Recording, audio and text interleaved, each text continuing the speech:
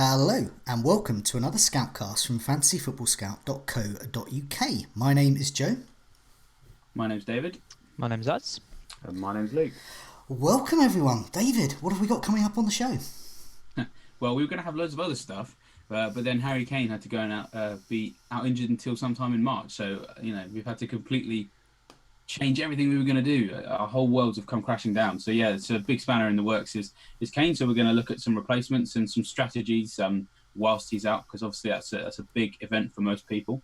We're going to be looking at the erratic or fading form of some popular assets among Everton and Chelsea's ranks. A lot of people probably know who we're going to talk about there. A lot of you are holding players from those teams who just aren't quite delivering or living up to their price tag. We're then going to look at more broadly a second half of the season strategy, whether wildcards should be tucked away for the rest of the campaign, or if, like as you're already contemplating or may have already pressed the button on using your wildcard right now. We're going to look back at game week 22. We're going to have a look at some rough and the smooths. Obviously, I think last time we had like 4 game weeks to kind of to squeeze into one episode, whereas this time we only have to look at one. So that means we can look in more detail at those of you who had incredible weeks and those of you who just had absolute nightmares. And of course, we always like to finish with our looking forward to the next game week 23 coming up. So we're going to look at our clean sheet and differential tips, find out how badly we did last week, and see if we can come up with some more ridiculous suggestions, especially for our differentials this week. Yeah, so, well, this section that's coming up is a much happier occasion than last week, because this is a rare time when all of us got good scores. In fact, I posted up on Twitter that mine and Luke's score, and we were delighted to come joint last. So we'll come to ours in a mo, but first of all, David, you're top of the pile, 80 points, and presumably this is your highest ever overall rank position. I might be wrong there, but this is pretty high up. You're in the top 5,000, and you're top of the Moderators and Contributors League after only a few months on the payroll. What went right? It's mad. Well, what went right is Mark gave me the job. That's the key. I've said it lots of times this season. Just absolutely, this is the highest I can ever remember. I feel like I'm going to get a nosebleed anytime soon because it's just I can't remember being in this position before, and a lot of it is just is doing this every day. I've spent so much time in the members area and working on it that I just all of my moves feel right. I've never sort of been too concerned. Like most of the moves I've made, I've felt confident that's the right one to do based off what I've read or what I've worked on, for example. And obviously that's quite a broad concept. It's not always exactly like that every week, but that's just kind of underpinned everything that I've kind of done this year in terms of how this particular week went so well. I mean, defensively, I've got so many points out of those 4 defenders. I got 9 points out of Fabianski and Robertson. I really was not expecting that haul from Fabianski at all. And being honest, I looked at my team this week and I was really worried. And I think you were the same, Joe. Yeah, it was. So many weeks this year when you look at what else is going on in your team or what else other people have got and you don't have. So I didn't have Aubameyang. I was terrified. I picked him out to be the best captain candidate for this game week, which was much documented. And obviously it didn't pan out at all like anybody expected, I don't think. But obviously I was able to reap some rewards from it. I do feel a little bit bad because obviously I don't have Aubameyang and I do have Fabianski. But yeah, I think I did want to talk about David Luiz actually. I know that obviously Luke has been on David Luiz for I think ages. I think he's been game week 2 or 3, I think. Yeah, Whoa, exactly. Which has proved to be a great move. I think I'd read a stat before I signed him that he'd like outperformed Alonso before game week, from game week 3 or 4 onwards, and I'm starting to reap the benefits of that now because I mean he's cheaper, and it seems to be he's also creating a lot of big chances, which is really weird. I kind of wasn't expecting that scenario when I signed him. It was just a case of I've got to downgrade Alonso, but I want to stay on the Chelsea defence. And then it just so happened that coincided with David Luiz just deciding that he was going to start playing ridiculously great balls over the top to Pedro or that little ball through to Kante, and getting that assist is giving him bonus as well. So he's actually, I just want to touch in. He's actually, if you go on the Premier League stats page and you go to they've got a definition of essentially through balls or something quite like it. He's actually higher than any other player. Oh wow! For forward creative passes. You can see it on the stats page. That's crazy. I also want to just add in here, David, you sure there's not an Ollie Solskjaer and Ferguson situation going on there where Mark's really in the background? I'm a bit suspicious. Yeah, he's pulling the strings. I was wondering how long someone would it would be until someone suggested that. And all I will say is that I'm ahead of Mark. So would he really want to orchestrate the situation? I don't know. Whenever we speak on the phone, he's always sort of like, yeah, don't remind me how well you're doing, especially when I'm ahead of him. So yeah, but I can understand where you're coming from. Yeah, you know, my track record at a managerial level is Solskjaer-esque. Like, you know, I've only ever really didn't really, you know, do very much. And there's videos of me telling people to shoot and nothing else. But yeah, basically the only thing that was a bit annoying this week, my transfer didn't go very well. It was Ings to Barnes, and Barnes didn't do what I expected him to do against Fulham. And the other thing was that I had boldly held on to Snodgrass because I'd thought I'd gone to the next level and identified that Arsenal's weak flank was their left flank. So whoever played on the right for West Ham would do bits against them. There's me thinking it's Snodgrass. Turned out it was Antonio. Snodgrass was on the bench. But you know, I think I got two free transfers. I should have said I've banked that for a while. So while obviously we are all going to talk about Kane, I'm definitely going to move on Kane. Probably be moving on Snodgrass as well. Okay. So yeah, very happy. I can't really complain about the season. I'm going to be ridiculous if I did. Happy days. And after last week, happy days back with you as well. Really good score, 74. You saved a transfer. So it seems like patience was the secret to your success this week. Yeah, I mean, I went from a 5.6 million game week rank to I think about 100,000, something like that, with exactly the same team. So yeah, it does show that patience is pretty key. I have to be honest though, I was hovering over the wildcard button, like you mentioned, and it would have been a complete disaster. I would have bought in Jimenez, Firmino, Fraser, Camarasa. I would have bought in Alexander-Arnold, left in Kane. I would have taken out Fabianski. So yeah, it would have been pretty season ending if I'd done that. I got talked out of it luckily by a few people on Twitter, which was good. Decided to keep faith with the people who've been letting me down week on week, so it was quite nice to actually get some points. I mean, I just can't believe Fabianski got 9 points at home to Arsenal. There was no part of me that went into that game thinking he was going to get any points. And actually, when I was thinking about it, this has been the problem with my kind of season, is I put a lot of faith in West Ham and Everton, and they're both just so patchy. Like, you can never really predict when they're going to get points. Like, I benched Digne or Lucas Dean, whatever his name is. And Fabian, West Ham have been conceding goals, and Anderson hasn't been kind of getting points here and there, but not really steadily. Richarlison's been doing nothing, and yeah, having 4 of my 11 players from West Ham and Everton, I think, has probably cost me a fair bit. But it was nice this week because actually, between the 4 players, they actually got a pretty decent score. So yeah. Oh, and also, we'll talk about it later, but in good shape for next week as well, really. I think so. Two free transfers with the Kane news means that I can move him out, and we'll talk about who for later. I've already transferred him out. He's already gone. And Luke, nice. Carry on, As. No, that's it. Oh, okay, that's it. I was going to say Luke was in a similar position as you last week. Not a great week, and had to haul himself in and discuss it in front of the public. But now we can put his team up, and his score of 72 as well. So, yeah, Luke, did you make any moves? What went right this week then? I can't even remember my move now. I think it was getting Salah in for Anderson, I'm pretty sure. I'd have to go check that back. It was Salah in, yes. Yeah, okay. So, as you can see, everyone in my team scored points, apart from Richarlison. I mean, Martial got a clean sheet point, so I guess I can just about count that. And then the only other person was, of course, my captain, yet again, Aubameyang, with 2 points. So I feel like I could have had an absolute monster week. Well, not a monster week, but a really good one if I'd have picked my captain right. I think I'm on a run of about, I think it may be 8 in a row of 2 points or less. Actually, no, Hazard got 3-1, so yeah, yay. But, that sums up our season, Luke. Yeah. That's a return, if you ask me. Your captain's come in if he's got 3. Well, yeah, he's doubled my 1-pointers, which I've also had, so yeah, pretty good.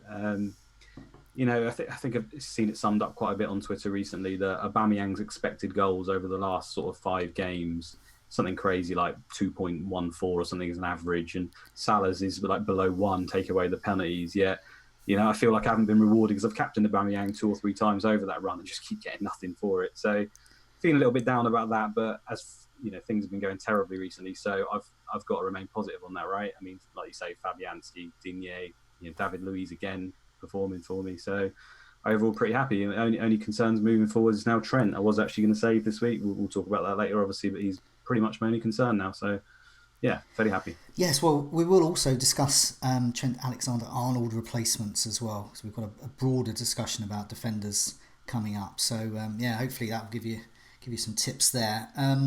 I got 72 as well. I was really happy with the week. I thought I was going to be down about 40 points because I thought Aubameyang's going to score. I thought Hazard's going to score. I thought Richarlison's going to score. And I don't have any of them. And none of them did anything really. I think there was one assist from Hazard out of all three of them. I don't know whether it was a let-off or... well, I'm going to consider it a let-off. The Salah goal obviously was great there. Luke Dean, he's been a bit of a real pin-up for the Scoutcast. We've been banging on about him for weeks and weeks and weeks, and gradually so many of us have been getting him in after talking about him. He's just been fantastic, really. I played Wan-Bissaka, and I'm pleased I did. He got his 3 bonus in a 2-1 defeat through a bizarre. There's an article on it's mentioned the reasons why on Fantasy Football Scout. Do go on the site, have a look at that, and that would explain why it's just one of those things. A bizarre sequence of events conspired to make him deemed to be the best player on the pitch. So that was quite nice, really. My transfer was I finally got rid of Hart for Guaita. Now, 2 things of note there. One, he's now injured, looking like he's injured for the rest of the month, but that's fine. I didn't actually plan to play him. I just did that move because I didn't know what to do. I just wanted to free up a little bit of money. So I played Foster, and Foster got... He notched up now 15 saves in 2 weeks. So he managed to get 6 saves this game week. So he got me not as good as Fabianski, but an okay score there. So I'm quite happy there. The other thing of note is that I've been butchering Guaita's pronunciation for quite a while now. But I think I've nailed it with Guaita. And I've been on some pronunciation sites. So it's not Guita and it's not Giata. It's Guaita. Allegedly, but I'm sure I'm going to get lots of pelters on Twitter telling me not. But enough of our fabulous... You mean Peltiers? Peltiers on Twitter, indeed. But enough of our fabulous game weeks. You've got some rough with the smooths. Do you want to start with some roughs first to cheer us up even more? I can start with some roughs. Yeah, I've got 4 in total. Two roughs, 2 smooths. So the first rough, there's 2 guys, Dural and Baines on Toast. They both went for an Angus Gunn Guaita double up in goal. Gunn gets benched out of the team. McCarthy's back in, and Guaita gets injured. So anyone who gets an injury to their keeper, you just have to feel so sorry for. Yeah, it's so rare that it happens in a season. I mean, I know. Yeah, and I think Chris Kirkland, especially in a week where loads of people decide to bring him in as well. Like it had to be this week, didn't it? It couldn't have been like a few weeks ago or something. What was even rougher about that is Baines on Toast also had Shane Long as his first sub, who got 12 points. I mean, how long has he sat on Shane Long? Timing that's like 1 goal every 4 years. 2.5 years, isn't it? Yeah, it's incredible. Yeah, it's impressive. So MMN. Now this one hurts, I think, and I don't know if you've got a picture up, Joe. Yeah, I'm putting his team up now. Putting his team like 26 points this week with this team. It's a good team, though, isn't it? I was looking at it and like you just couldn't believe it's 26 points. He's got Guaita, he's got Kiko Firmino, Alonso, Kolasinac, Richarlison, Son, Anderson, Hazard, Aubameyang, Kane. How does that team get 26 points? But it did. And he went down, ranked 13k as well, and you get a score like that with a solid team, down to 45k. He actually went on holiday for a week, and I took over that team for that week. Yeah, it wouldn't surprise me. It's not going to be happy with you. Yeah, so yeah, pretty rough. I mean, it's just one of those weeks, isn't it, where you can't ever expect. I mean, the thing he's got to do. It is a he, isn't it, who manages this team, or I don't know. Well, let's pretend he's a he. Statistically, I imagine there's more men that play than women. So this team, what he doesn't want to be doing is starting to like panic and get loads of hits. He's got a couple of players definitely he's got to be removing in Son and Kane, but he's got a great team apart from Son and Kane now, but they're injured, but that's not his fault. Just got to be thinking of replacing them, but sit tight with the rest. It's not bad at all. Yeah, really. But yeah, I know from experience that it's good to do that. If you've got a decent team, just be patient with it. Eventually, they'll come through. Yeah. Any nice smooths? Yeah, two nice moves. So Trov Smash, he took Alonso, Anderson, and Kane out for a -4, and he brought in Salah, captain, Alexander Arnold. I know he's injured now, but got 6 points, and Rashford, and it netted him 31 points. Nice. So I just like that. 3 moves, pretty much 10 points a player coming in. Things can turn around really quickly if you get moves right like that. Yeah. Now this one is really impressive. So this is -4. His name. He's ranked 35th in the world, right? Decides to take a -8, which already pretty bold. 35th. Wow. Takes a -8 to take out Hazard before Newcastle at home. Wow. Son and Kane. So 3 big players. Yeah. Son and Kane both in crazy form. Hazard with a great fixture. Brings in Salah, captain.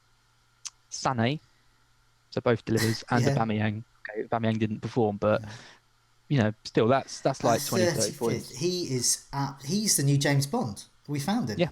He's simply the new James Bond, because only someone with a license to kill, with years of all sorts of shooting and sexiness and Monte Carlo, etc., would be able to be 35th in the world and pull off those moves. What James Bond films have you been watching where, like, halfway through the film, he's just, he's just killed the bad guy, and I was like, oh, better take that -8. Well, it's the direction they're going, David. That's, it's clearly going to be the next one. The fantasy of Solace. There's definitely some puns in that. Let's just dedicate the whole night. Let's go for it. Okay. But I like the one. I mean, I couldn't imagine taking the -8 if they're taking the world. What a guy. All men want to be him. All women want to. Yeah, I mean, that's a guy. Nothing more attractive to a woman than a -8 that comes off. I tell you what. If it is a guy, we did just say it. Could, we don't know that. Oh, I thought. Sorry, I do apologise. I thought you said he was a guy. In fact, he could be Jemima Bond then. Okay, that's fair enough. So let's move on to our community questions. And in our usual player section, I mean, we've got it's one player really. But it's a player who we've now got to replace if we own him, and is looking at replacements as well. So, who is looking into this one? Luke. That would be me. Luke, you're looking at this one, and the man in question is Harry Kane. So, far away, Luke. Yeah, I thought I'd take the handle on this one because I don't own Kane, so there's no point really asking me on that. So, obviously, lots of community asking about what do we do now. He's is it confirmed 100% out for a month now? Spurs have said themselves that he won't be back in training until early March. So right. Okay. At least 4 weeks, possibly 6, something like that. Yeah, and even so with Kane, we've seen before it sometimes can take him quite a while to get in the swing of things. So it looks like a big sell all round. We've got Trov Smash from the community. He says, who are the best Kane replacements? So pretty broad question there. We've got Ian Walker who says, if Kane is out and also Son is obviously going away, who are we looking at from Spurs, if anyone at all? And Kun Karam asks about value and formation. He says, can the money be used better elsewhere? So midfield and defenders, especially if you've got 2-3 transfers, maybe adding a hit in there. Do you want to just completely restructure your team? Maybe bring in someone like Kamara and just go for it elsewhere. So if I come to you as first of all, I assume you have Kane. Is that correct? I do. Well, I don't anymore because I've already sold him. Of course you have. You said so. Yeah. So who have you gone for, I suppose? Because that's who you would recommend, I assume. Well, it's not that interesting, I'm afraid, but it's also the most easy transfer I think I've ever made in my entire fantasy football career. Kane's gone, Rashford's in. Like, the form that Rashford's showing at the moment is unbelievable. The fixtures Rashford has at the moment are unbelievable.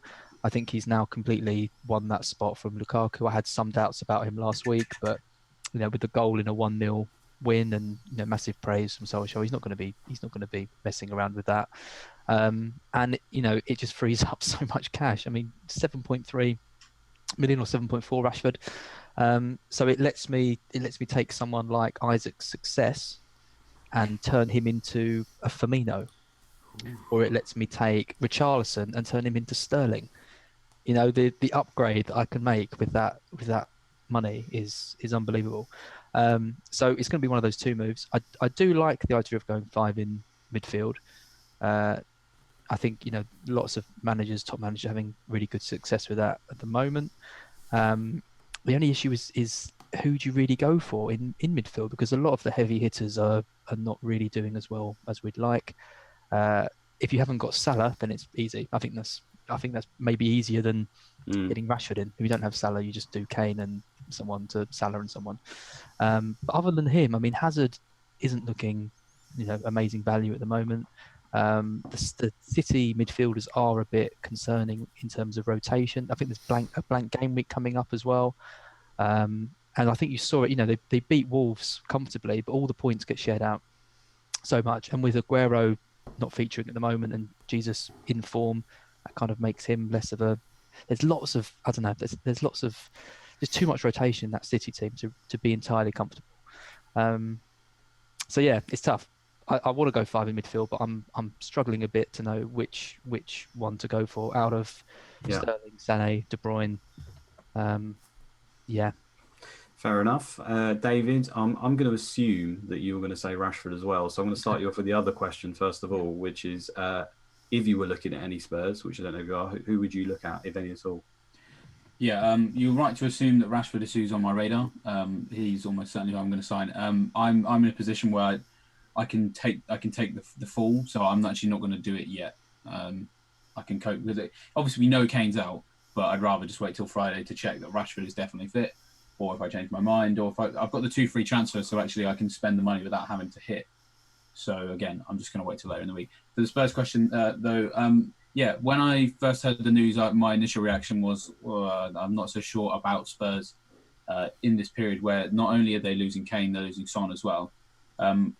Joe obviously talked a little bit about some of this on the captain video we did earlier, so I'll let him talk about Dele Alli in a minute. Obviously, there's this idea that people are worried about Kane not being in the side, and actually Spurs are generally all right when they don't have Kane. I'll let Joe talk about that a little bit more in a minute. But my slight concern is just without Son as well. So I mean, we kind of saw that when they were they were chopping and changing who they were kind of having as their key attackers, because obviously those 4, Kane, Son, Eriksen and Ali, they kind of have all been like, for a long period of the season, they were like passing ships in the night with each other, in the sense that it was very rare that they all got to play with each other because of injury and rotation, etc. And they weren't quite as ridiculously attacking as they were when they all were then in the team. So then losing 2 of those concerns me a bit. And Eriksen and Ali, for me, I've kind of talked before about how their prices, just for where I'm at, in a position where I think they're a bit untested this season. Obviously, they're tested in previous seasons. There's in terms of, there's not a lot of underlying statistics to tell me they're ready to bang next week. That would put me off, but that's only just because of I don't want to take. I'm not really that interested in any risks at this point, but I can appreciate that some other people will look at the differential potential of Eriksen and Ali, because they're still owned by so few many people, that if you are looking for someone who can be that differential, then there's kind of boots to fill for Kane. Someone's going to have to step into that role, and it could be either of those two. And to be honest, I'm just going to hand over to Joe now, who has some great stuff on that particular subject, which I know he's absolutely chomping at the bit to tell us about. Well, I'm actually chomping at the bit of something else, actually. Before I get on to that, I just want to say, while we've been on, the people in the live chat have been on top form, coming up with some films for the fantasy football James Bond as well. Lovely. Octo Hitty, Dr. No hits, and You Only -8 Twice. Fantastic films coming up in a fantasy football cinema near you. Griffey P, Mark Duffield and Daily Llama, thank you so much for those. So let's have a look at, my answers. Basically, I had a plan, and it was a great plan, I thought, even though it did involve Bednarek, the Southampton defender. So I wanted to get rid of Alonso and Ings for Bednarek and Rashford, to get a bit of a better, to basically avoid having so many. It's something I'll talk about a bit later when we talk about Alonso. To basically avoid having to play Alonso and missing out on points on my bench. I'm benching too many points this season. But Kane got injured, so I can't do that. So for me, Rashford in is still a given. So Rashford's definitely still coming in. But the 2 plans I've got are now Ings and Kane out for Rashford and Firmino, who is a player I do like. for the current fixture run, or Kane and Højbjerg out for Rashford and Ali. And so looking at Ali first. So basically what happens is when Kane is out, Ali steps up. He is historically the man to do that. So FPL Awesomeo has been researching this. So there's been 14 games, and something we mentioned on the captain video as well that we recorded today. It's been 14 games when Kane has either not played or not played significant minutes. So maybe a cameo at the end. They've won 10, they've drawn 3 and lost 1. So they definitely can handle not having Kane. The scorers there were Ali was the top scorer with 10. So he got 10 goals over that period. And Son got 8, was second. And I remember particularly in the 2016-17 season, Dele Alli was in a period of doing that, and he was just scoring every week. Kane wasn't there, and even there was a penalty awarded, he just ripped the ball off Son, said "I love that," and all his comments were just like that. And it's a bit like for those that have seen Toy Story 3, when Buzz Lightyear gets the switch on his back, where he goes basically back to factory mode, and he's just like bog standard Buzz Lightyear. And that's basically Dele Alli, bog standard Dele Alli most of the year. But then later in the film, there's a switch which turns him into super sexy Spanish Dele Alli, or Buzz Lightyear rather. And that's what happens with Dele Alli. There's a switch in his back that says Kane's injured. So what happens is Pochettino just switches it, and he just goes in absolute beast mode.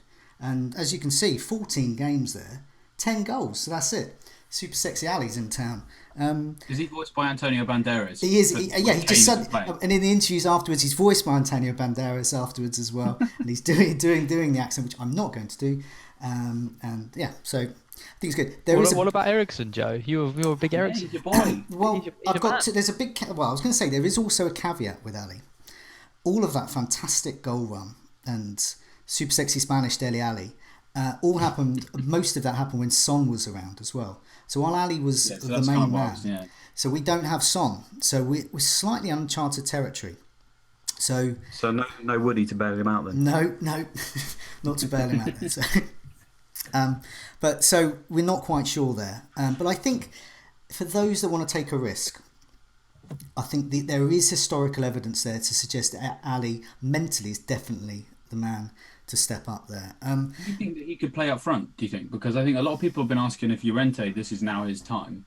Which, when you look at the squad, I mean, you really do have to ask who actually is going to play centre forward. Because as you just mentioned there, like historically that's been Son, and he has got experience of playing centre forward. I mean, I guess Lucas Moura could. I was going to say I think it would be Lucas Moura. Moura could. He's got injured out as well. So Lamella's been a false 9 before. Yeah, I think quite a few people on the Spurs forum are saying it's going to be Lamella. Yeah, it could be quite fluid maybe that's as well. Somewhere that we could also look to. I mean, it's like it is uncharted territory because we don't know. And if Lamella does play up front next week, is that going to continue? But but when there's uncharted territory, there is opportunity for someone to take a bit of a risk and it to pay off, isn't it? Like let's say Lamella plays up front for one game, scores twice.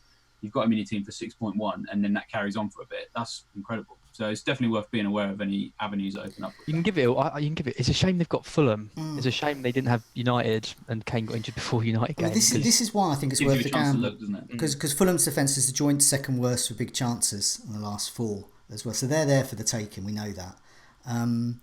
You mentioned Eriksen as well. I'm just a bit concerned about Sissoko may have an injury. I was going to say, yeah. So if Sissoko's injured, I think that may mean Eriksen plays a bit deeper. He may just play deeper anyway. I don't know. It's hard to tell. I said uncharted territory, but historically, Ali's the man there.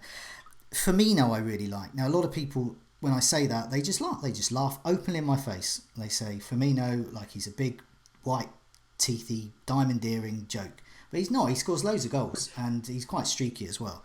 And he's really good at home. And he's got 3 home games coming up over the next 4. And over the last 4 home matches, only Mitrovic has had more shots than Firmino. And he, of course, scored a hat-trick against Arsenal. And his shot in the box rate is 1 every 23 minutes over that stretch. And only Aubameyang and Mitrovic have a better rate there. So he's definitely got the stats to back him up there. They've also both got those fixtures. So I mentioned about Liverpool at home. They've got Crystal Palace at home. Crystal Palace at home, incidentally, I don't know if they've got any goalkeepers left anymore because my man Guaita's out. Hennessy looks like he's injured for a week or 2. Speroni back in goal, isn't it? Yeah. So they're back on. So it's Speroni is in. Speroni v Salah and Firmino. Okay. That boosts Firmino in my thoughts. But anyway, he's got Leicester at home as well, Bournemouth at home, West Ham away. That's his next 4. That's pretty good.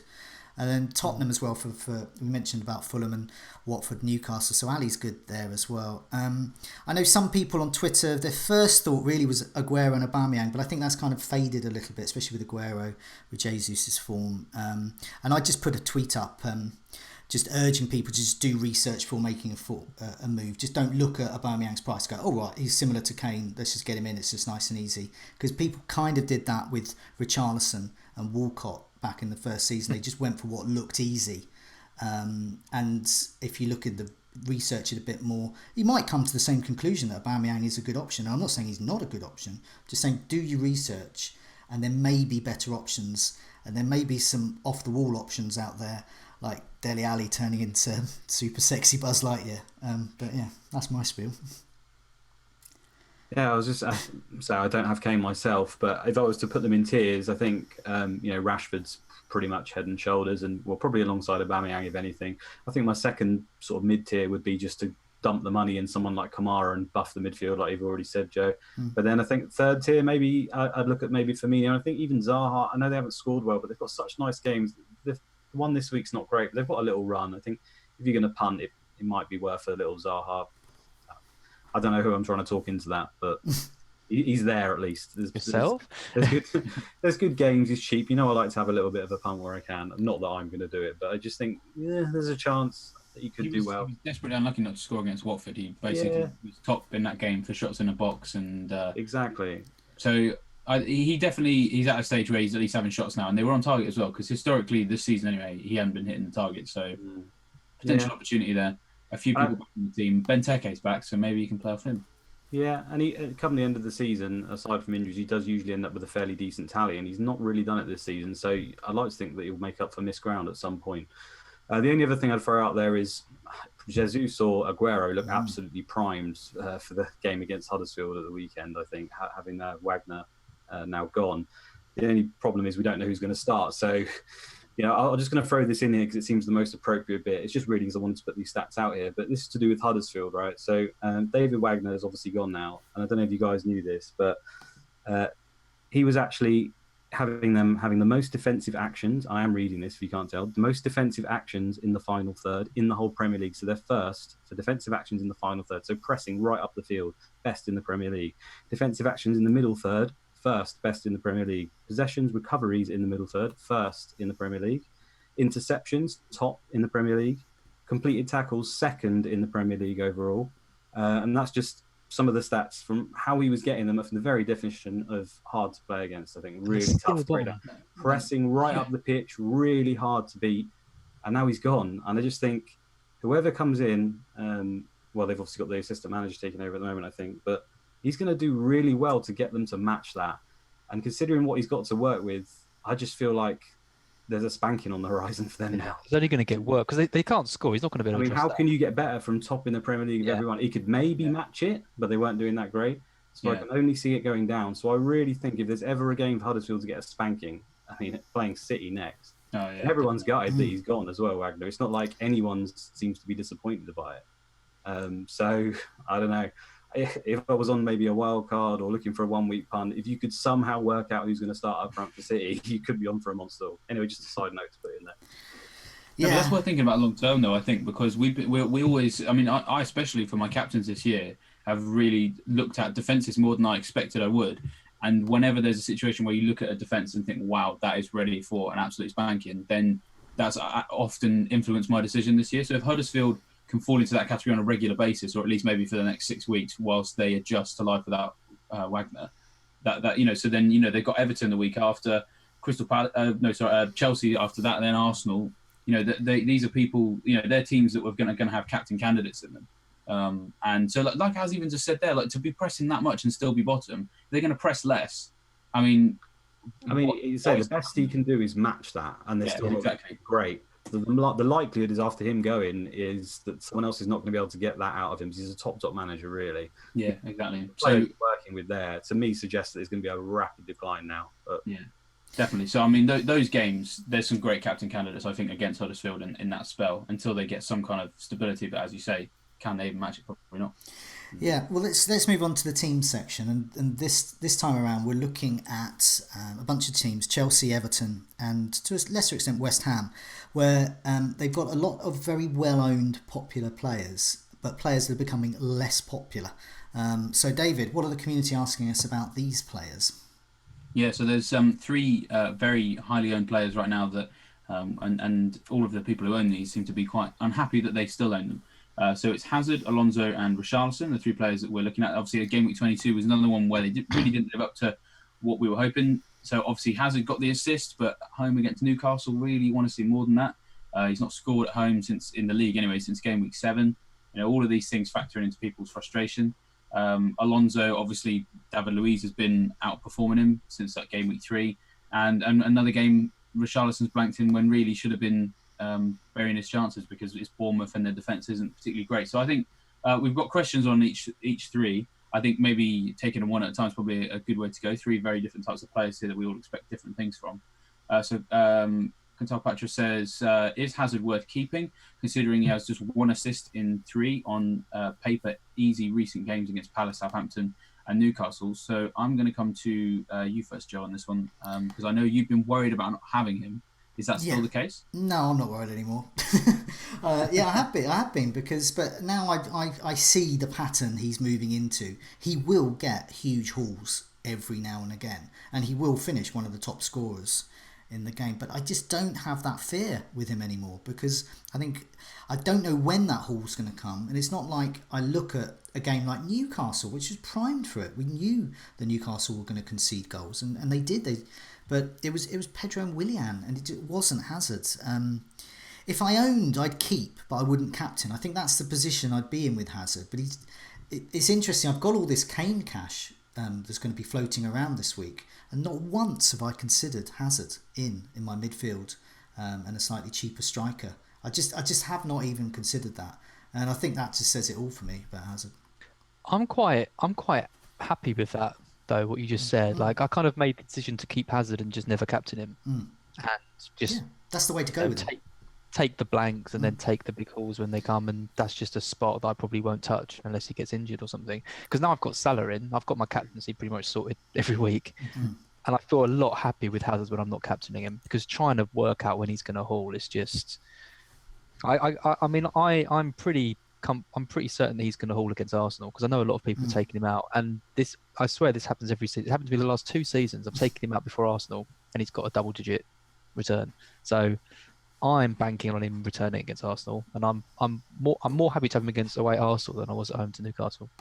Yeah, I'd definitely hold him for that game. I actually, that game you're talking about, I held him amid everyone wanting to get rid, which actually proved to be a bad decision, because it meant I didn't get Salah in for the game week that I think he did bits against Man City. But, in that individual decision, holding on to Hazard, for a big game, actually, they're the games sometimes that he steps up in, because I seem to remember everyone was a bit worried about when they played Liverpool earlier this season, and he relished it. He was probably the best player on the pitch. Chelsea nearly won the game, and he scored the goal, didn't he? So that's the thing. It's so unpredictable, but I think ahead of a big game, I'm actually more comfortable keeping him and than I would be at home against Newcastle, because he just loves to troll, doesn't he?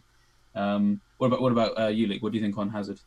Yeah, it's exactly that. I think he's going to do well, and Arsenal aren't exactly looking great at the moment, so I think it's kind of prime for Hazard to do well. I just want to pick Az up on a point. In 3 weeks, Chelsea are at home to Huddersfield.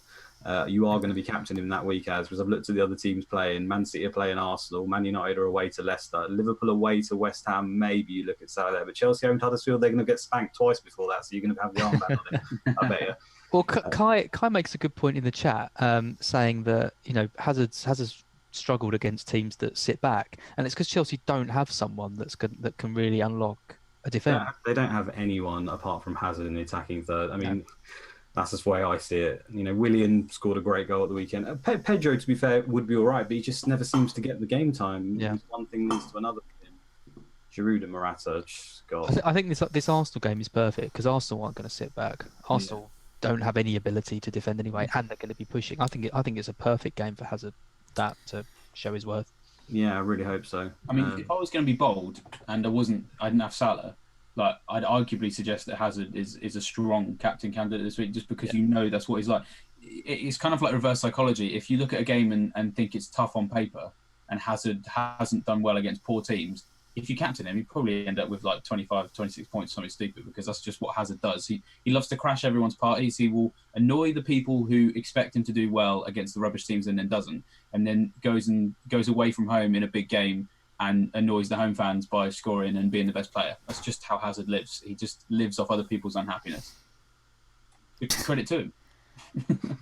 That's pretty damning. I don't mean that in a horrible way. He's a rustler. Should we move on to a happier player?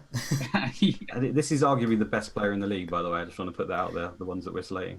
Well, I'm not slating. Oh, no, in no way am I slating him. I think football players who live off other people's unhappiness are the best football players, because that's what you have to do. You have to go and make 50% of the people in the stadium unhappy every week. So, I think Hazard's brilliant, and if I had him, like I said, I'd hold him. But yeah, moving on to one of his teammates, Marcus Alonso. A lot of changes going on in defence at the moment, and we've had to amend this question at the 11th hour as well because of injury news that's come out today. FBL Foxy says, is it time to sell Alonso? Last delivered an attacking return in game week 11, so a very long time ago. Who are the best alternatives? And then, of course, this question also kind of applies to people with injured Trent Alexander-Arnold, who looks like he's out for up to a month. And there may be people who have both, but obviously, there may be the alternatives to Alonso could potentially be alternatives to Alexander-Arnold as well. So let's start with you on this one, Luke. In terms of people you should be looking to replace these guys who's sort of top of your list, or they may be in your squad right now. Well, I know half of their defence is out injured right now, but I still think just get Liverpool defenders. Just their record's just insane. It's nutty. It looks like Gomez could be back fairly soon. But I mean, Van Dijk and Robertson, if you haven't got one or both of those, and I know that's a lot of money, but if we're talking about selling Alonso, he's also a lot of money. To me, that's the most sensible move, just to go that way. Also with Trent, if you can afford to go up, that's the way I'd be going. They got good games, and even when they don't have good games, they seem to churn out these clean sheets. So, to be honest, that's who I would look at. And if your team allows, I guess it's going to sort of depend on your situation. I would probably go the other way maybe and go right to rock bottom. I don't really like too much in between, so I'd look at someone like Bedenak or someone who's going to be super cheap and sit on your bench, because I think a lot of us have got Wan-Bissaka and Doherty who are on our benches quite a lot. So I think that's sufficient to maybe, if you want to play one of those, because obviously Wolves still got good games, Palace got good games coming up. So getting a Bedenak or someone alongside them and having three sort of almost dirt cheap players to rotate for one position, maybe alongside a David Luiz as your one premium, seems to be the way that, it's the way I'm looking at going. If I can get Robertson, David Luiz, and then rotate between those other three people, that's ideally what I think is the best situation at the moment anyway. Yeah, Alonso to Bednarak. Yeah. That is quite the downgrade. Well, I think it's a little bit like the Kane thing, isn't it? Because sometimes we look at these expensive players and think, well, the alternative, it should be someone easy, someone who's close in price. But actually, you can end up getting more out of your squad by just going all the way down to Bednarak at Southampton and looking elsewhere. What about you, Az? I'm uncertain of which of these defenders you've got. I don't know if this situation's affected you. No, because I sold Alonso back in game week 16. And it was actually one of my best moves this season, which doesn't say a great deal about my season. But I just felt that there was more value in cheaper players that were delivering. So I think I did Alonso to Kolasinac, which was actually fairly decent. I then decided I got bored of Kolasinac and I moved him on for Luke Shaw. But it gave me a bit of flexibility, and I feel like people are really sticking to their guns with Alonso, and I just can't see why, when you could just free up. David Luiz to me is just the easiest switch in the world. Like I'm amazed more people haven't done that I've seen. I've got him. That's why I didn't suggest him. But yeah definitely, yeah. Because for all the reasons we mentioned at the start, and I just think he's offering as much. I don't want to go too hard on Alonso, because I do feel like it's something that could come back and we'll have egg on our face, because over Christmas, he hit the post a couple of times. He could have had a couple of double-digit returns. His average position is still, pretty strong. There's no doubt he scores before the end of the season's out, is there? But at least one, you would have thought. Yeah, definitely. And when you consider that Chelsea are so kind of lacking in attack anyway, then you do wonder if he's going to be encouraged to get forward even more and try and chip in with a few more goals. But I think there's lots of good options. I mean, I've got Luke Shaw, who I was kind of regretting buying a few weeks ago. But now with United with 2 clean sheets in the last 2 Premier League matches at 5 million, a really good price, and some amazing fixtures to come. We've got 2 bonus in the last game as well against Spurs in a 1-0 win. And I think a lot of people are going to be doing that Alexander-Arnold to Shaw move, which I think is pretty sensible, because he doesn't get loads of attacking returns, but he often does get forward a lot, and I think Solskjaer likes to use the width from the fullbacks. So I think in the next few games he could chip in with an assist or 2, which would be nice. Lucas Dean as well. I mean, I want to get rid of Richarlison, who we're going to talk about in a minute. I'm happy just to stick with Dean as my one Everton player. Set pieces, he gives you everything you need. So you got Dean, you've got Shaw. I mean, you've got Pereira as well of Leicester, who. Great shout. I mean, Leicester have got some rough fixtures coming up. Yeah, I was going to say it's like in 3 weeks. I think it's 3 weeks or something. 3 weeks, in 3 weeks time, he looks absolutely key, and I think he plays the blanks as well, doesn't he? So I think a lot of people will be moving towards him. Yeah. The only other name I'd throw out there, just while we're on it, is PVA. This week looks bad, but he's got some good games, Palace, and he's been doing well recently. His numbers have been pretty good. Sorry to jump in there, but no, it's fine. I mean, that's it. I mean, all these players are around the 5.5 million mark. So you're saving $1 million just by doing that downgrade.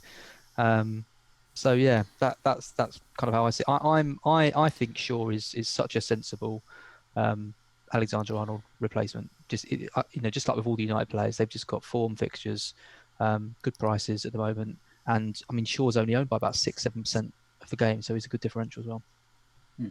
Yeah, no, I think the key really with Alonso is there's just like we've just listed off so many names that have just outperformed Alonso so comfortably in the last couple of game weeks. Like Pereira, 3 attacking returns in 4 game weeks, and Alonso's not had one since game week 11, and he's playing in a better team, arguably.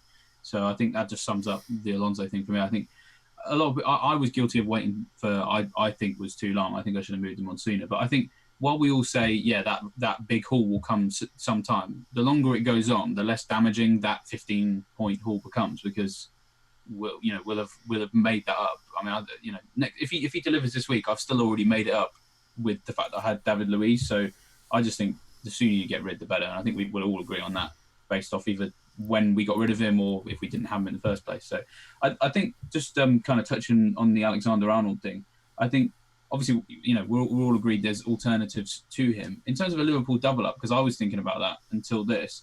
I'll come to you on this one, Joe.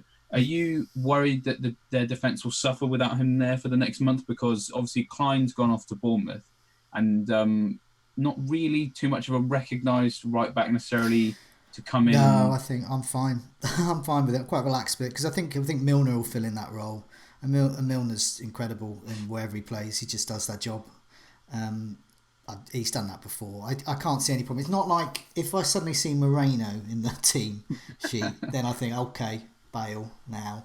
But no, when you've got Alisson, Van Dijk, Robertson, you've got that core there, and then you've got players like Matip as well around them. The whole defence is lifted as well. The whole team as a unit is good.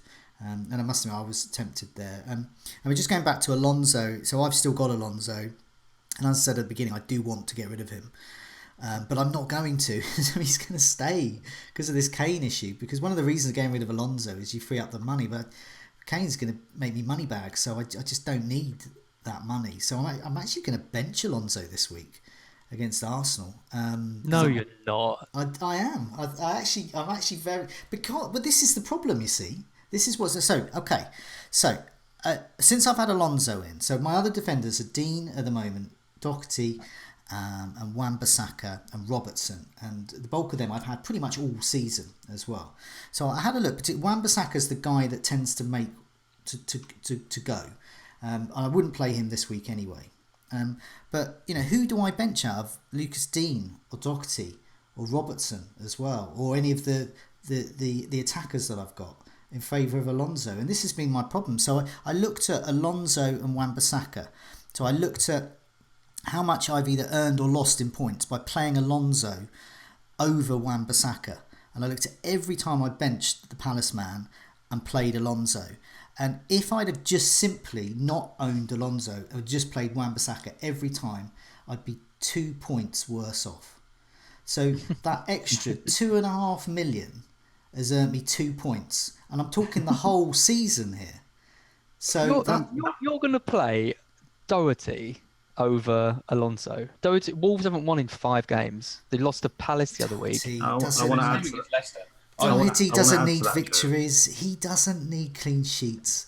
Have you seen him? He's so a winner. does Alonso, in theory. That's the whole point of owning him. I benched Luis when they played Man City, so kind of a tough game. He got 15 points. Now I know he's not Alonso, but that's the problem. This is why I don't want to own Alonso. I don't want to be in this position. No, and it makes me happy that you say that, because I think virtually everyone bar me has had Alonso, so that makes me happy that they've basically been wasting, whatever that is, 3.5 million or whatever. That's great. I've been wasting that week, so I was quite. Maybe you don't want to sell him because you don't want to take a hit. Is that the idea? Because if you don't want to own him, that would just seem crazy. I'd just be taking a hit to get rid of a player simply because I don't like him, not because I'm getting another player in who I'm going to play. That's belligerent. that's toddler management. But So it's mainly just because you're happy with who you could start. That's the idea, right? Yeah. So Doxy's at home to Leicester. Leicester haven't looked great recently, and he is basically a winger. So I think that's a great game for him. Lucas Dean away to Southampton. That could be a clean sheet and an attacking return.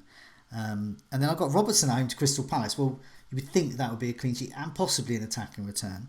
And then you look at my, the attackers. So should I bench Salah, Sané, Pogba even? It's just, it gets crazy. This is what Alonso's done to me. So I'm going to pretend I'm going to bench him. No, I definitely played Doherty over Alonso. Yeah, definitely. And I'm going to bench him, and if people go, look at Alonso's 15 points on your bench, but I'm going to say I don't care. I can't see it because I don't own him. Alonso who? I'm just going to put him on the bench and I'm going to pretend I don't own him, and I don't care if he gets 30 points on my bench. Don't care. It's dead to me. I love that. You have that in writing. Yeah. Next week when your team got 29 points but 30 points. You get it all the time. Like when Lucas Dean's points. I had a really good game week and I had Lucas Dean's points on my bench, 17 points. I didn't mind because I had other points. If you get, you must be really sad you left his points on his bench. Well, no, I'm not. And go away. Aubameyang's going to come through on his expected goals and finally score a brace in this one. Don't worry, Joe. Yeah, I think. Yeah. Oh, yeah. I don't care. I don't know him. He's hidden. It's just like a Chinese wall. It's gone up. Like Arnautovic's Chinese wall. It's going to be. I'm going to get Arnautovic's Chinese wall across my bench. I don't even see it. Can't see him. Alonso who? Wow. How the mighty fall. How Alonso has fallen in your estimation. He's literally dead to Joe. Wow. Yeah. He even still owns him. I don't even know who you're talking about. Yeah. Well, let's talk about someone you do know. One Richarlison at Everton, who you still seem to act or have acted in recent weeks like you are kind of worried about not having him. Yeah. So you're very much aware of his existence, put it that way. But, however, at the same time, he has failed to get attacking returns against Brighton, against Leicester, against Bournemouth. All of these teams are teams that people have been hoping he'd do well in. Some people even considering captaining him for the Bournemouth game, for example. Nothing. I'm going to come straight back to you on this one, Joe. Are you still scared of not owning Richarlison? No, I'm not. I'm not scared of him anymore. I think he's. I still think he's got a haul in him as well. Like the same I think that Hazard has as well. But no, I'm not scared because I think he is reverting to how he was last season. He's still getting all those shots. His accuracy is going. He's just fading as a unit. He's just like he's still going for. I can still do it, but he's not quite on target as he once was. And so frustrating, isn't it? So frustrating. The stats are there, the games are there. He just feels like you can't sell the guy, but feels very Mitrovic. I think what the frustration I've been of being an Alonso owner, I think Richarlison owners are going through that to some degree as well, in that they are playing Richarlison during these good fixtures and he's getting them 2 points or at best 5 points, and then looking on their bench and there's a better player who's in better form and they're reluctantly benching, and I think, yeah. I think if I owned Hazard, I'd keep definitely. If I owned Richarlison, I'd consider ditching, and people know my views on Alonso. I've never heard of that player, Joe, so I don't know what your views are on him. Yeah. What about you, Luke? Richarlison, is he done and dusted for the year? I've already said it. I've got him, and I can't bring myself to sell him because the games are just good. His stats are still good. I swear he could have had a few goals. He's just been really unlucky. I know this is typical Richarlison. He's done this before, as we've already mentioned. Just kept getting in the right areas and not coming up with the points ultimately.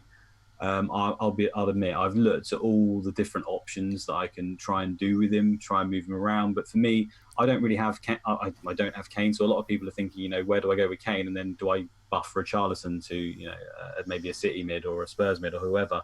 I don't really have that problem. So I don't know. I'm just going to leave him. Is the bottom line. I'm just going to have faith. I think sometimes if you sit on these people that, especially when they're extremely highly owned, it can actually punish you to think the grass is greener on the other side. And just to sit there and see what happens. I'm certainly going to give him the next sort of 2 or 3 games. And if he continues to churn out these twos, I suppose I'm going to have to do it. But yeah, for now, he stays. Yeah, no, I think I've got him, and I can't echo you there. When you're making your transfer, you want to be, maybe there's some better options out there, but it does feel a bit counterintuitive to move out someone you think has some points in him, at least for a couple of weeks anyway. Az, I'm going to come to you just briefly on just to round off this section on some West Ham players. So Pudini's asked if the 30,000 FPL managers who transferred Anderson out were right to do so. Also, obviously, Arnautovic looking like he's going to be going to China. And Basendra Dakal asks, is Nasri a more cost-effective alternative? So West Ham in general, are they factoring into your thinking at all, or is it sell for them as well? Yeah, I mean, well, just lastly on Richarlison, because I'm selling him this week because I'm sick of him.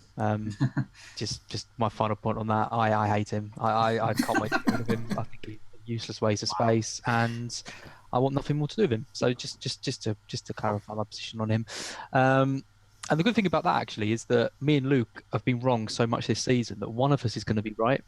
So, hey, I didn't say he's going to do anything. I said I was disappointed. I'm basically going to have to keep him. So, yeah, to be honest. Well, you'll probably be the right one then. Well, also I remember when Richarlison first burst on the scene, as you basically had an absolute love-in for him, a man crush. So you've completely switched around. He's let me down, Luke. Yeah. He's let me down. You don't hold a grudge or anything. He never called you back, right? Oh no, he didn't. Didn't even make your breakfast.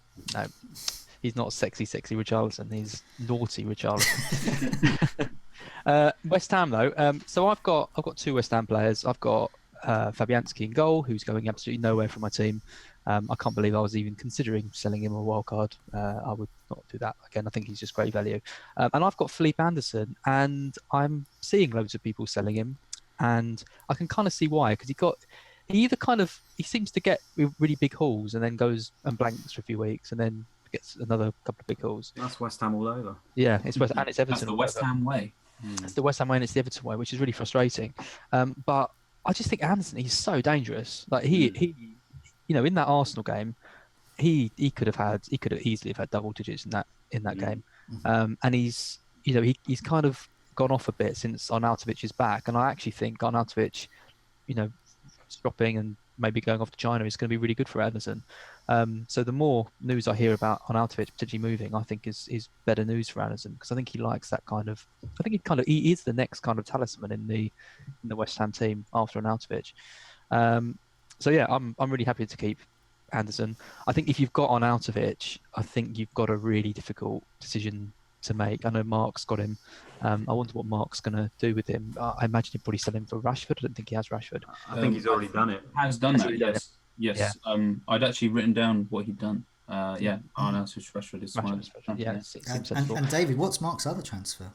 Oh, well, that'd be telling. I believe it involves a Southampton defender. Bednarak. There it is. Bednarak. Yeah. Yeah. So I think if you've got Arnautovic, he's got to go, because you're just not guaranteed that he's going to play. You're not any guaranteed that his head's going to be right. And there's good options around his price bracket now with Rashford and Jimenez and people like that. So yeah, I think he's got to go. I like Nasri, by the way. I think Nasri's a really good. I did say Yeah, last I was week, just Dan, gonna, Nasri's a good I was gonna player. open up the floor for Nasri comments. Yeah, Yeah. I will admit, I said that absolutely no way, but I was impressed with what he did based on how long he's been out. I mean, yeah, Luke, you obviously you never doubted him, so tell us more. No, I mean, that price is great. Whether this translates to fantasy points is ultimately the goal, and that remains to be seen. But did he not impress anyone? I mean, he's been away for 6 months, basically just doing all sorts of other things, comes back to football and just plays Arsenal off the park. I mean, the thing that's always going to be a worry with him is the fact that he's going to be building fitness for a long time. Premier League football takes a hell of a lot out of you, and he's been away for so long. I would think that it's highly likely he gets injured again soon because it's just so intensive. And, to suddenly start dropping 90 minutes every week, it's going to take his toll on him. So he's going to be managed. But at that price, he's a reasonable punt. The fixtures are a bit ropey, but yeah, class player. Why not? If you've got a spot for him, then why not? I think, downgrading from Richarlison potentially could reward that. Snodgrass to Nasri. Yeah, Snodgrass in particular, I think he's pretty much dead in the water now. So, yeah, I mean, it's going to be Anderson one side, you would have thought. If he plays with three up top, Nasri out to the wide, and then we don't know who's going to be up top. Maybe even Chikorita. There's rumours that he might be going as well. So it's very uncertain at West Ham at the moment. But Nasri is almost certainly going to be a favourite of Pellegrini. He's a great player. Whether that translates to fantasy points remains to be seen. But a 5.5 might be worth a punt. Okay, well, I was going to say let's move on to our talking point. And to be honest, I'm a bit reluctant to do this, but there's so many people have been asking. So over to you, Az. What have they been asking us about? Well, we've been asking about the wild card. So and second half of the season plan. Even on the chat and on the site and stuff, there are lots of people pulling the trigger on the wildcard. Now, I genuinely was really close to doing it last week. I'm not just saying that for attention. I genuinely was really considering it, particularly when you have a couple of bad weeks. The itchy trigger finger can be almost too much to bear. So FPL Executive says, among others, like you said, lots of people asking this, what are the pros and cons of playing an early second wildcard? I'm thinking of doing it with a number of issues in my team, but should I wait? And I think people who have got one transfer and have Son, Kane and Alexander-Arnold do have a decision to make. Because if you've got those three players and then someone like Isaac Success, like I've got, you suddenly got 4 or 5 players out of your 11 who you're going to be out for a while. So I think you do have a decision to make. I'll just start with this because I don't know if you remember, Joe, I think the first season I started doing the Scoutcast, I came in about halfway through the season. And I wasn't doing that well, surprisingly. I think I was around 150,000, something like that. And I used my second wildcard at the end of January. So it was around the time that I used it now. And my reasoning was I just had loads of injury doubt, loads of flags. My team wasn't performing very well. And I did it, and it kind of stabilized my team, but didn't really go amazingly. So the fireworks never really went off, but it did help. So I started to make up some ground. I finished that season around 50,000, and it was pretty terrifying around the double game week time when everyone was using their wildcard to get in the players. But with planning, it wasn't too hard to get in kind of similar teams to what people were wildcarding to. And everyone goes crazy about these last sort of 4 or 5 game weeks, and that everyone it was almost like everyone plays the season just to get to those last 6 weeks where all double game weeks happen. That's kind of going to make or break your season. But if you wildcard now and you end up getting 100 points more than what your old team would have got, that is going to blow any wildcard that you use at the end of the season. So I think it can't be discredited just because there are double game weeks at the end of the season. I think if your team is in a really bad way, especially now, and you're going to be taking -12s, -15s just to sort out the mess that you've got, I think the wildcard has to be a consideration. And it worked okay for me. With a couple of better I think Josh King really hurt me that season because I didn't get him in on the wildcard and then he just carried on scoring. Like players like that, if you can hit the right players, you can get so many points. My one concern though, my final point on this, is that I don't feel like there is actually that big a pool of players to try and get. There's not any real like mega differentials that I can see. A player like Firmino or Ali or someone like that maybe, but I think a lot of people have quite similar teams, and for a reason that there isn't that big a pool. So I think you have to do really well to wildcard and really make a big statement from it. That's my views. Anyway, let's go to David next. What do you think about the wildcard?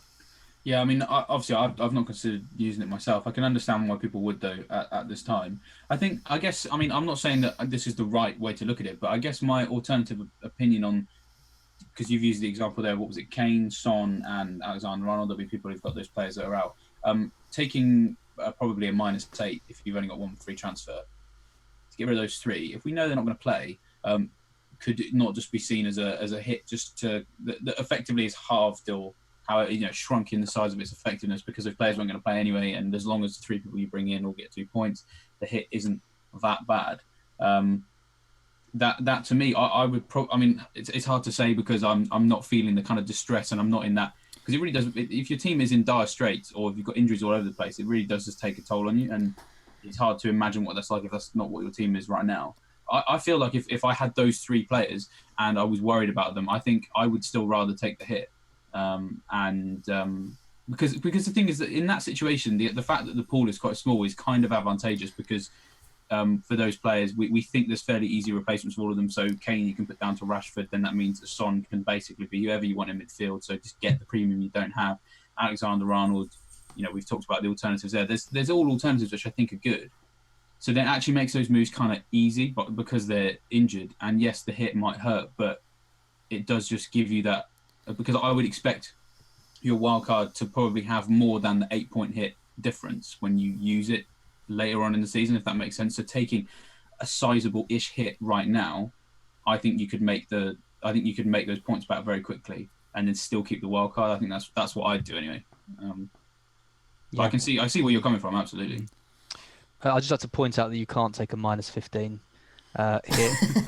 It goes in multiples of 4s, and it turns out I'm not very good at maths. You're the doctor, Az. I'm never coming to see you. Yeah, I wouldn't advise coming to me for anything. I used to teach stats as well. I don't know. You're a doctor of stats as well.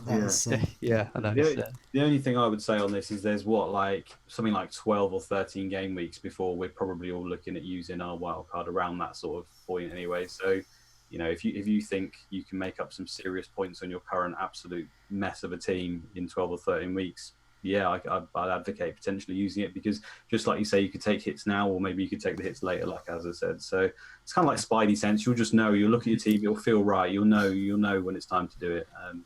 I don't think you should necessarily. I think you should have it in your mind that you're going to use it near the doubles, and if you need to use it before the Spidey sense goes off, then just go for it. There's no point being unhappy every week because your team's an absolute travesty. Yeah, and I think it's the difference between having a team that is an absolute travesty and just having a team that you just isn't performing that well. Like as Joe said at the start, that guy who had that, the 26 points, like you wouldn't wildcard that team. There was nothing wrong with it. It's when you've got loads of flags and injuries and players not playing and stuff, when it's more problematic. Joe, anything to add on that? Yeah, I mean, my simple answer is no, don't wildcard. The picture we've got up on the screen is of our colleague David Wardale's book called Wasting Your Wildcard, called that for reason, tales of woe included in that book. Also some very amusing tales of fantasy football I do recommend. Yeah, I just say no, and I based on my own experience, also experience of others really, because if you do save your chips and your second wild card for the double game weeks and the blanks, you're just really helping yourself. You're giving yourself such a massive boost, because it's so much easier to navigate them. If it's easier to navigate, then you're going to maximise your points potential there, and you can react quickly to issues. So you're using that wildcard nearer to the time when you want to maximise the points from them, then you are going to have more information and knowledge rather than wildcarding now. I'm having people on my Twitter feed saying it's fine to wildcard now, and I think, well, okay, yeah, maybe it is if your team's in a particular mess, and they say it's fine these days because there's so much information. You know when the blanks and the double game weeks are, and you know who's going to be in them. Do we?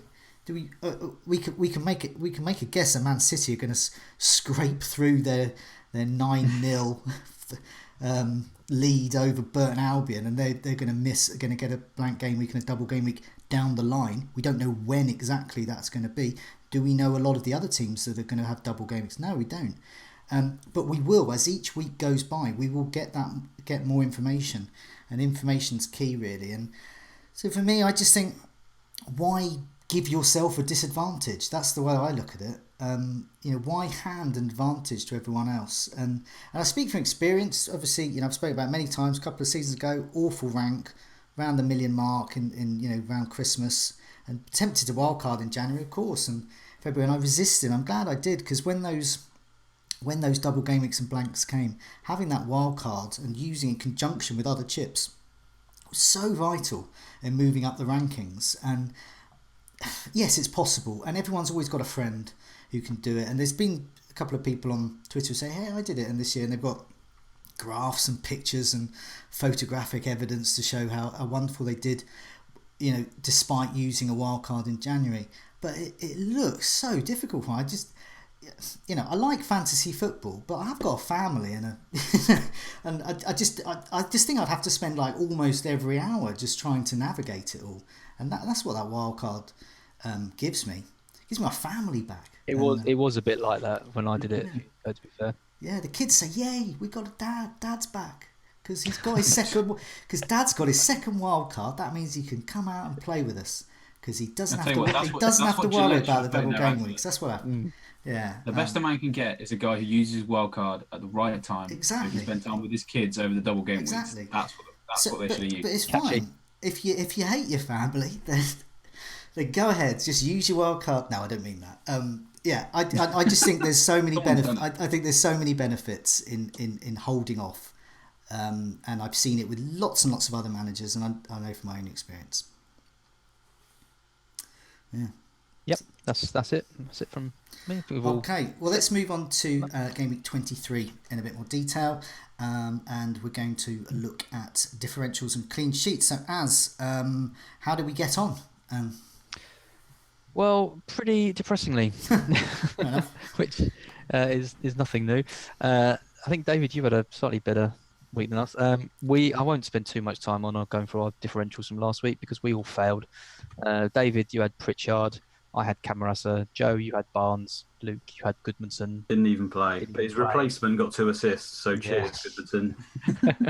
So that was wonderful. Not the best. So let's just skip right through that. David, your first pick this week. Who are you going for? For differentials, I've actually gone for one of the tried and tested losers from last week, and because he was free, and because he's still in my team. But he's still doing very well statistically, and that is Ashley Barnes, otherwise known as the Austrian Messi, if you're one of us. Just the numbers are still good. He had some decent chances against Fulham.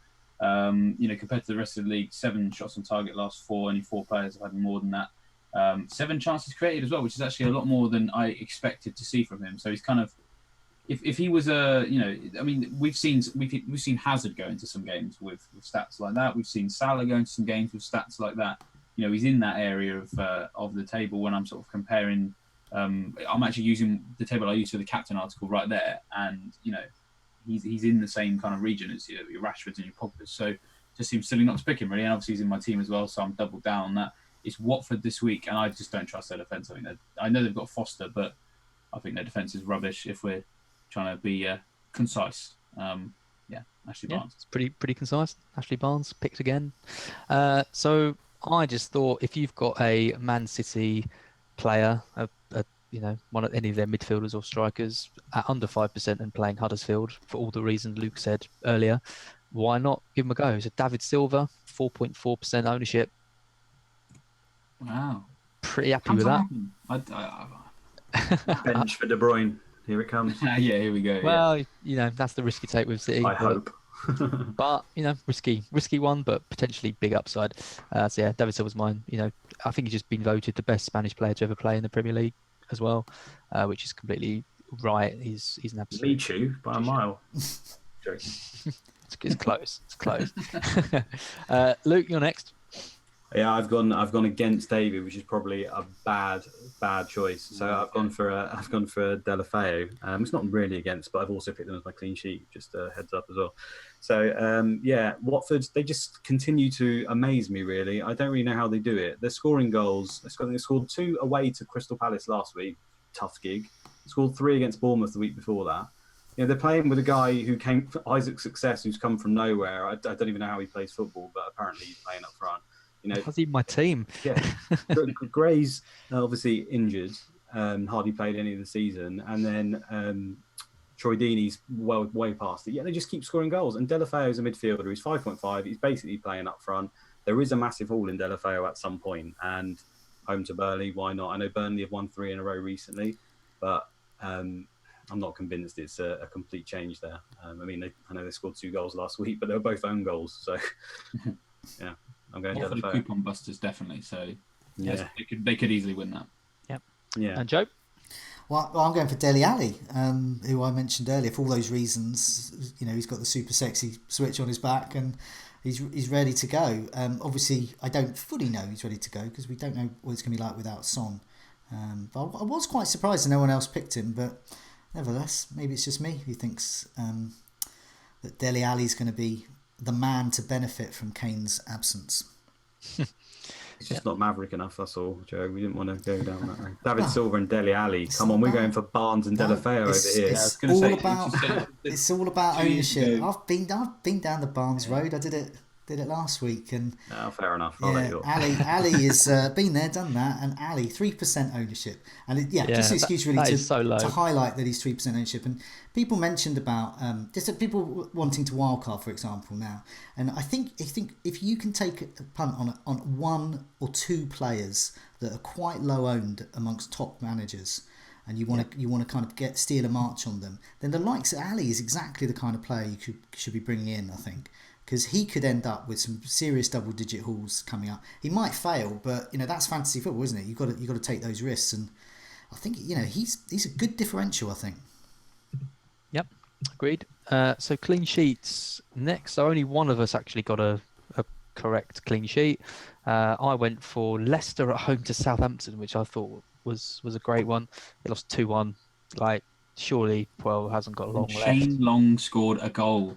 I know. Who knew that was going to happen? I mean, Southampton had no strikers, did they? Ings was out, Austin was out.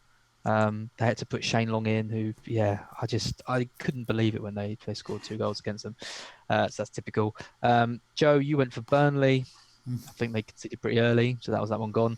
And Luke, you went for Chelsea. And how did they concede to me? Your miserable run of picking. Real miserable run of picking. I think they knew that you'd pick them, so they were like, well, lads, it'd be rude not to concede, right? Oh, it's amazing. Looking at Luke's picks. I mean, he's had City 5 times and had 1 clean sheet. So lucky. Arsenal. I mean, you picked Arsenal and they got you a clean sheet. I don't know how you picked that one. You picked Huddersfield one week. It's the universe telling them to be more maverick. David, hence the Watford pick this week, which we got. Cool, spoilers. So David, you got yours right with Liverpool 1-0 winners, and you're really outside the box with that one. You were, yeah. That was really going with what you were just saying. But it puts you 50% right. It's 8 right, 8 wrong. It's pretty good. That's a top. Wow, nice. And who had? I had first pick this week. So I'm going for Liverpool. Same as you, because they seem to be the only team that can keep clean sheets. Yeah, I think we should just get rid of Liverpool from this. Yeah, they're not allowed. I was going to say City once upon a time as well, but I think maybe they're not supposed to be in that. But Liverpool, I think, should be banned from here on in, because whoever's first is picking them every week from now on, I think. I think I picked them like 3rd last week. I'm pretty sure I didn't pick them first, but I did get what you're saying. It just kind of is easy. I think you were last. Was I? Yeah, I think so. I don't know how that happened. I do remember thinking, hold on a minute, like 2 or 3 people have gone and Liverpool is still free. Well, I think Van Dijk and Lovren. No, that's true. There was injury doubts, wasn't there? Yeah, there was quite a few injuries. But yeah. Joe, I just want to say, if I'm not first pick next week, I'm rioting, because I swear I've been bottom nearly every week. There's some sort of conspiracy here. I think when you were away, Andy pilfered your top billing, sadly. Anyway, Joe, you're next. Yeah, I'm going for Manchester United. A couple of reasons. One is Dave Sabes looks like he's back, and rather he's there's mixed reviews about his performance against Spurs, but he made 11 saves, so that's significant, I think. Some people say, oh, but they kept shooting right at him, but he was in that right place where they were shooting, so that says more about him, I think. So I think he's there, and he's the other main reason is against Brighton. Now Brighton are just not going to go for it. The only way they are going to get anything from that game is keep it tight and maybe get something on the counter. So I don't think they're also going to get enough time on the ball I think just Manchester United is just going to go for them, and I just can't see them getting many attacking moves together in that game, and I'd be very surprised if Manchester United concede. Yep, sounds good. David. No, So, no, I've, go on. Sorry. I've gone for Man City because they've served Luke so well. I figured it's time for their luck to turn. But I mean, they're playing Huddersfield, who, as we've kind of everybody knows, they just can't score. And Mounier and Depoitre. I mean, I the only way they're going to get a goal is from a set piece. But are they even going to get out of their own half? Probably not. So yeah, Man City. I think this is going to be one of those rare weeks when they actually keep a clean sheet. Surely. Luke, you're bottom of the pile again. Who are you going for? Well, yeah, the call to be Maverick. The big teams have been letting me down every week, and I don't own any of these players, so that is also my tactic. If I pick this team and I don't own any of them, they'll concede, and I'll be fine with it. So yeah, I'm going with Watford, just because I know they're not great defensively, but they just really. How is he doing it? What he's doing over there at Watford? I don't understand. Look at their players; it's basically a championship team. I mean, they've got Cathcart and Cleverley scoring. Aside from Decore, Foster, and arguably Delafeu, who's playing. I mean, the rest of the team is just dire, really, all over the place. Pereira's good. Yeah, Pereira's decent. Yeah, I'll give you that. He's okay, but the rest, even he's got his issues, I think. Yeah. The team overall, I mean, Holebas is one of the most creative players. He's nearly 35, and he's stunning. Anyway, they're at home to Burnley. Burnley can't score very much. I know they scored 2 last week, I've already said, but they're both own goals. A little bit of fortune there, I think. So, yeah, home to Burnley, as good a chance to go on any. And the big team didn't let me down. So, come on, Watford. Agreed. And that's it. Back to you, Joe. Okay, yes. So we'll round off with looking at our transfer and captaincy plans. Let's first of all go to David. Who are you going to captain, and what transfers, if any, are you going to make? Well, I'm strongly considering selling Kane, as you can imagine. That's an easy one. As I've already mentioned, Rashford probably going to come in. The decision I need to make is what I do with the other transfer, because I guess I could continue to roll it, but I'd have so much in the bank that would feel like it was wasted. So it's probably time that I invest it elsewhere. I can't really upgrade Snodgrass to anyone that I really like that much. So I might have to kind of get him to somewhere middling. I've thought about getting Fraser back in, so maybe I could get Fraser back in and have maybe 2 million in the bank or something like that. I could probably live with that. But Bournemouth fixtures aren't too great. So a decision's got to be made for me on what I do with the Kane money. Captaincy was going to be Kane. I think most of us would have said that if we got him. But I'm going to go with Salah almost certainly, just because Palace. It doesn't strike me as a game that they're gonna absolutely go through them, because I do think Palace will just go there and just sit back. As been mentioned, we don't know who's going to play in goal. It could be Speroni playing for the first time in a while, and the form that Salah's in, and the fact that he's on the penalties. I've said before, I feel like we're at the point where we don't really need to justify why we got a captain Salah. No. So, okay. Yeah. No, that's fairly evident. As we go for you next, you're another Kane owner, so presumably, he's already out, isn't he? Already out. Yeah, Kane's no gone. longer. Yeah, I kind of wish I'd done it. I think he went up in price a few days ago, but obviously wanted to be sure on the Kane injury, even though it was pretty obvious he was out. Are you going to do anything else? Yeah, well, I've got 2 options. I'm either going to do Richarlison to Sterling, I think, or maybe De Bruyne, or maybe Sané. Definitely one of them. I'm leaning towards Sterling because I still think he's the best one to have, and I've got the money to do it. Or I could do success to Firmino and give me the Liverpool attacking double up. And success to Firmino does feel like a much bigger upgrade than That's a massive upgrade. Yeah, that's an upgrade from basically someone who doesn't play football to Pele, in essence, really. So someone like Success then? Someone like Success, exactly. From a non-footballer to a footballer. I still have some reservations about Firmino. I mean, he apart from the hat-trick he scored against Arsenal, he's not really setting the world alight. I do like the idea of living up developing Liverpool, but I mean, Liverpool aren't scoring that many goals in quite. They can score a lot of goals, like we saw against Arsenal and teams that they can. But I've been a bit disappointed with how many goals they've scored, considering how well they're doing and everything. And I haven't got any City players, and I mean Luke painted a really good, picture of what's going to happen to Huddersfield at the weekend, and to go into that game with no City players does worry me a bit. So yeah, I'm not really sure. It's going to be one of those two options. Okay. I'll probably decide Friday night. And Salah's captain. That's Salah just- captain or one of the City mids if I brought them in. Okay. But Yeah. you've got a bit of added risk, haven't you, with them? On the captain video, myself and David did. We both decided Salah's obviously a great option, but we thought that the City Huddersfield game, that's where the most goals are going to be scored. Yeah. So that's probably where the higher option is. But which one? I probably would go for Sterling if I brought him in. Yeah. My only slight worry with Sterling is that he played the full match. I know that you can never tell that with Pep Roulette, but Sane came off on 73. Mahrez is actually, I think, their highest scorer. I'm right in saying their highest score in the league away from home.